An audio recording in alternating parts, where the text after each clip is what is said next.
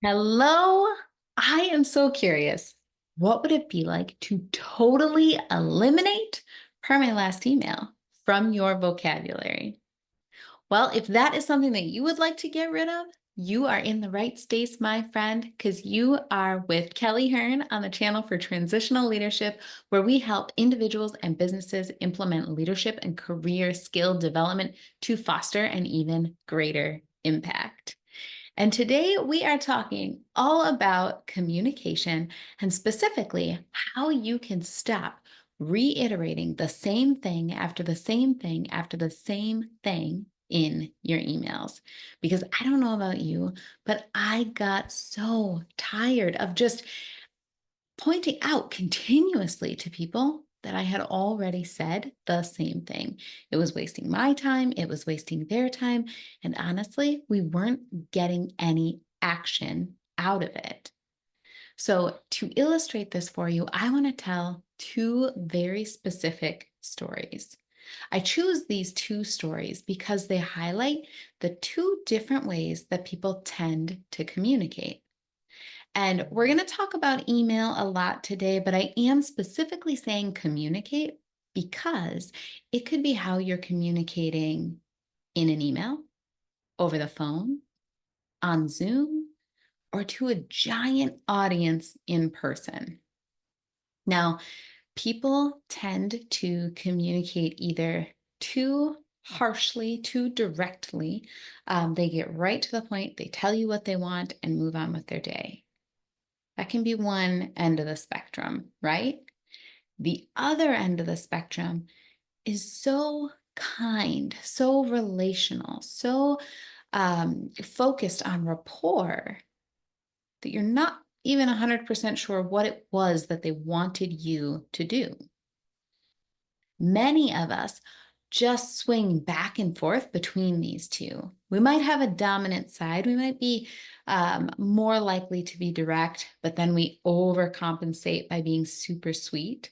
Or we might be more dominant in just trying to build relationships, but then when we see it isn't getting us anywhere, overswing and be incredibly direct and to the point, leaving people feel just left behind or left out. So, I want to give you these two examples of two women who are strong leaders overall, but needed some help with their communication. The first one is Katie. Now, Katie was a very influential individual contributor, and she was implementing this major change for a senior leader within the organization named Jim.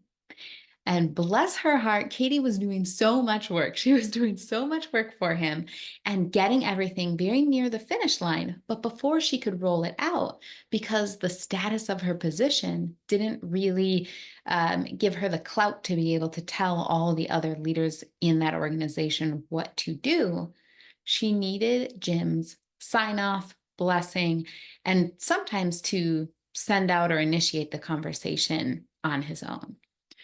So, in an effort to save on Jim's time and get everything done quickly, Katie sent this huge email. I mean, long. And there was no fluff in the thing. It was full of items and deadlines that needed to be done. Let me clarify one deadline. She listed off no fewer than 12 things that were now on Jim's plate that he needed to review, approve, and communicate. And all of it needed to be done in about 8 weeks. She had a single deadline for every item that was on the list.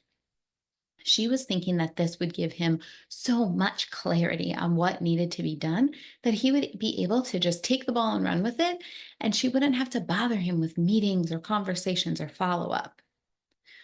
Well, what she found was Jim didn't actually respond to her at all. She hadn't asked him to communicate back to her where he was at in the process. And there were things for him to do, but whether or not he had questions or didn't have the time to take it on, he just left the email sit. Now, it's because Jim felt attacked. She was trying to be helpful, but what she did was go up about 2 levels above her and dictate a timeline and what needed to happen. Now, when you feel attacked or when you feel overwhelmed by the demands of another person, it can completely cause you to shut down. And that's kind of what Jim did. He didn't even bother going into the detail of the email because it was just overwhelming for him. Now, like I said, that's one end of the spectrum. That is so direct and intentional, but it can get you into a little bit of trouble.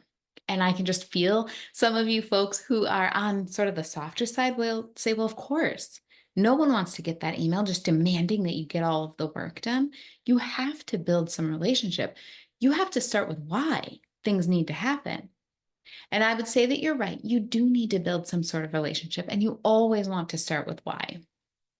So I want to tell you about the other woman that I had been working with. Her name was Dawn, and she had a message that needed to go out to her entire department. Her entire staff needed to work on their customer service and their production. And that was the meat of her talk, right? So hers didn't start out as an email. Hers started out as a conversation in front of this group of probably 100 people or so. And she told them how important it was that we focus on the customer, how critical it was that we stay on top of production. She talked for maybe 10, 15 minutes about how important it is to focus on customer service and on production.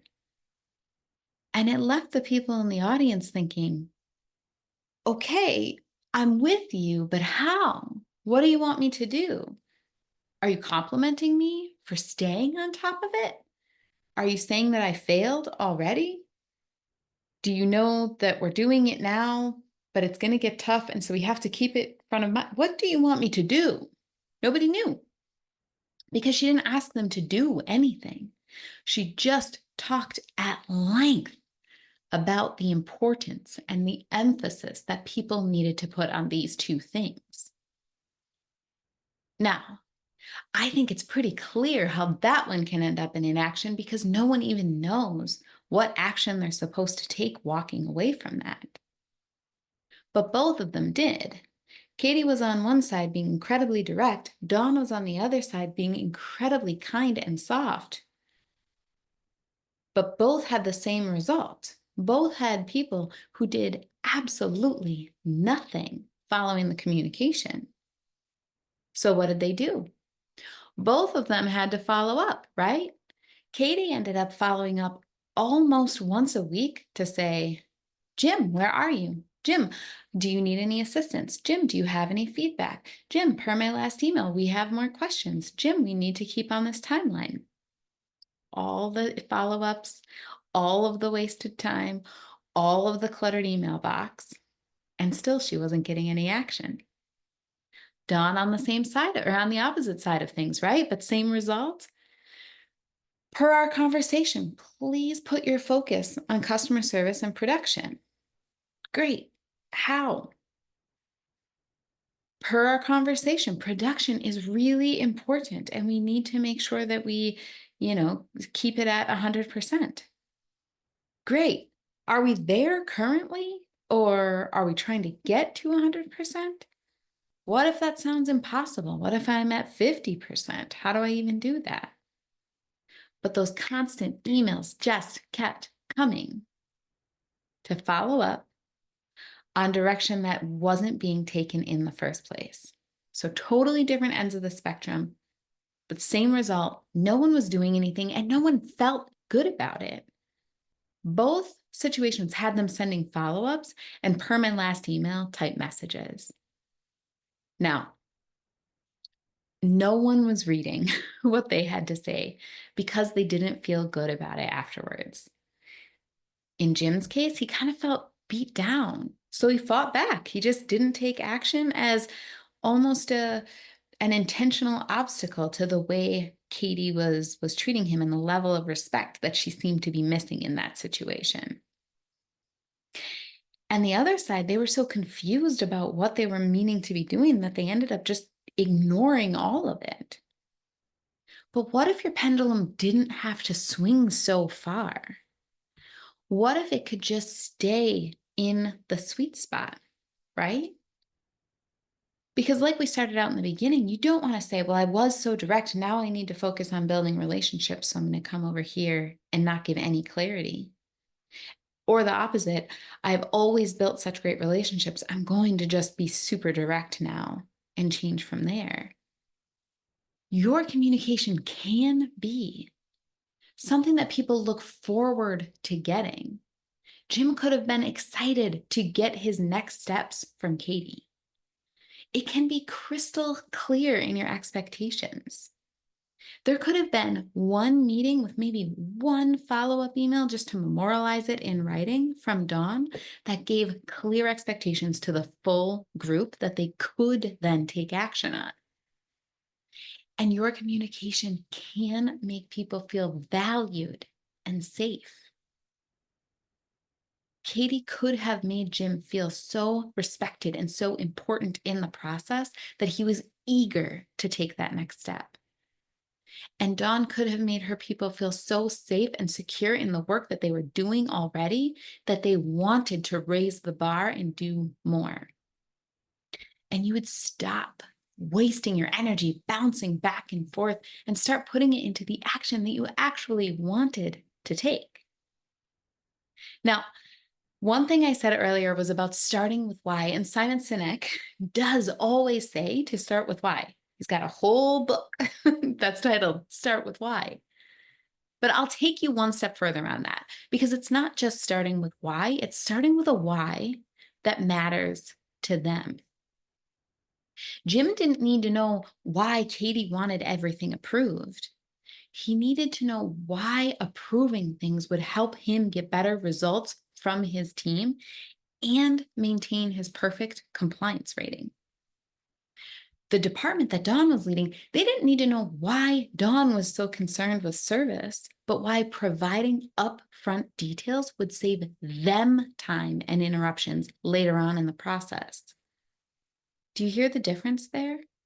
It's why it's important for the audience, for the recipient of your email, of your communication, of the meeting. Now, you can get those upfront information to them and do it in a way that is so kind.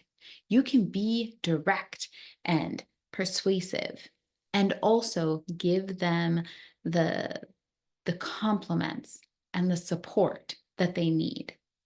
You can stop swinging your pendulum from left to right and start focusing on that balance. But how do you do that? You do it by increasing your skills.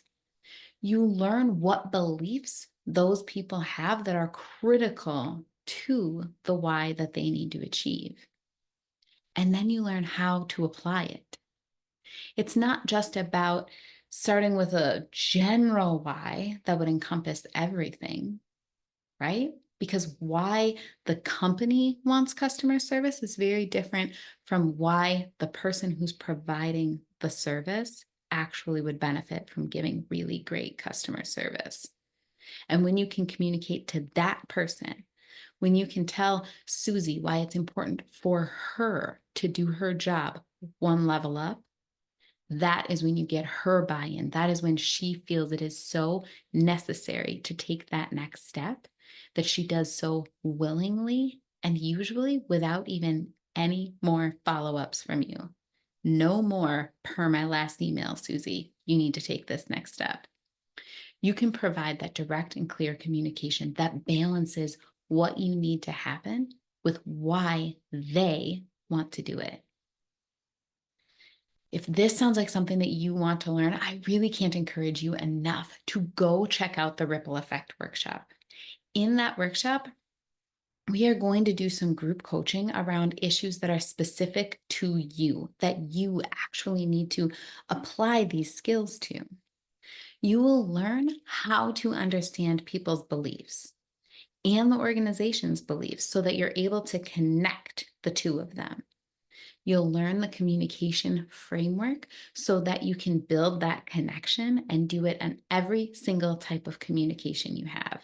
just like we talked about in the beginning, it's not just email. It's not just one-on-one conversations. It's not just presentations to the group. It's all of them. And you'll even learn psych tricks so that you can start influencing people before you ever even open your mouth. You learn this in the Ripple Effect workshop that is taking place next Monday at 10 a.m. The live version allows you to do the coaching, but you do get the replay for a full week afterwards so that you can learn all of the content and learn from the coaching that everybody else was supported with as well.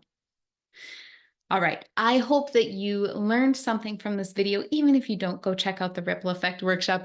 I hope that this was valuable to you in learning how to communicate specifically to the person so that you are not swinging your pendulum and not following up continuously with the per my last email information. Have a wonderful day, and we will see you again soon.